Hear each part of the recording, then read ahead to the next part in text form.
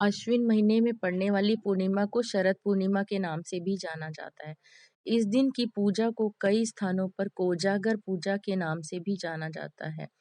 इस दिन स्त्रियां अपनी संतान की खुशहाली के लिए व्रत रखती हैं। इसलिए यह कथा भी संतान प्राप्ति और संतान की रक्षा से जुड़ी हुई है। व्रत के दिन इस कथा का पाठ करना बहुत जरूरी माना जाता है।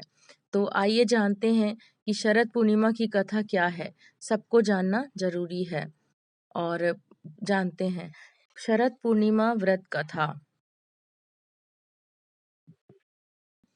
पौराणिक कथा के अनुसार एक नगर में एक साहूकार की दो पुत्रियां थी। दोनों ही पूर्णिमा का व्रत रखती थी।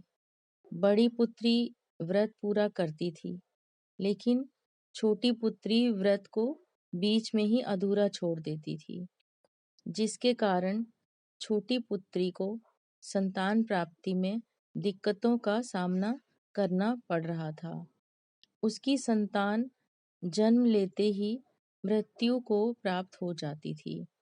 जब छोटी पुत्री ने पंडितों से इसका कारण पूछा तो उन्होंने बताया कि ऐसा तुम्हारे व्रत अधूरा छोड़ने के कारण हो रहा है। वहीं इसका उपाय पूछने पर उन्होंने बताया कि यदि तुम पूर्णिमा व्रत को पूरे विधि विधान के साथ करोगी तो निश्चित ही तुम्हें संतान की प्राप्ति होगी।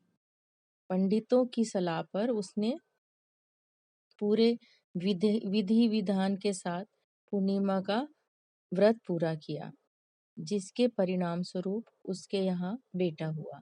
लेकिन कुछ समय बाद ही वह भी मर गया। इसके बाद उसने बच्चे की देह को एक पीढ़ा या पाटे जिसको कहते हैं उस पर लिटाकर ऊपर से कपड़ा ढक दिया। फिर वह अपनी बड़ी बहन को बुलाकर लाई और उसे उसी पाटे पर बिठाने लगी। बड़ी बहन जब उस पर बैठने लगी तो उसका लहंगा बच्चे को छू गया और बच्चा जीवित होकर रोने लगा। यह देखकर उनकी बड़ी बहन ने कहा कि तू मुझे कलंक लगाना चाहती थी, मेरे बैठने से यह मर जाता। इस पर छोटी बहन ने उत्तर दिया कि यह बच्चा तो पहले ही मृत था या मरा हुआ था, बल्कि तेरे ही भाग्य से यह जीवित हो गया।